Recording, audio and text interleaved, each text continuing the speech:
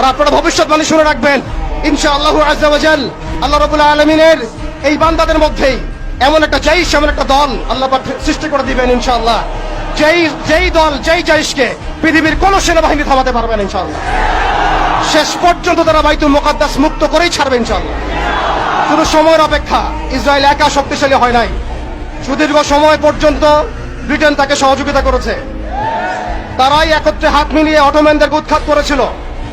এর পরবর্তীতে পুরো পশ্চিমা বিশ্ব তাকে সহযোগিতা করেছে, আজও করে যাচ্ছে।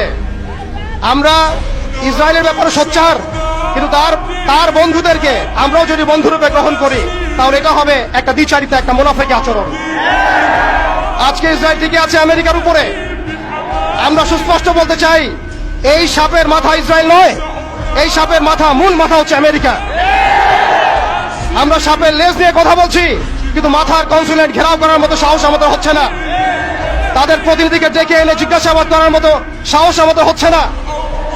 আমরা ইসরায়েল নিয়ে তৎপর, কিন্তু আমেরিকার যে আগ্রাসী ভূমিকা, কে ইসরায়েলকে অর্থ দিয়েছে?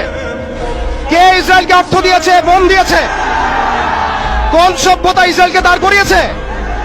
কোন সভ্যতা ইসরায়েলকে অর্থ দিয়েছে, বোমা দিয়েছে, সাহায্য করেছে?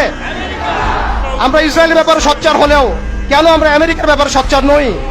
কেন আমরা পশ্চিমাদের ব্যাপারে সোচ্চার নই? আমাদের উচিত হবে তাদের সকলের সাথে বন্ধুত্বপূর্ণ সম্পর্ক ছিন্ন করা। প্রত্যেকটা মুসলিম কান্ট্রি থেকে ইসরায়েলের সাথে যাবতীয় কূটনৈতিক তৎপরতাকে ছিন্ন করা।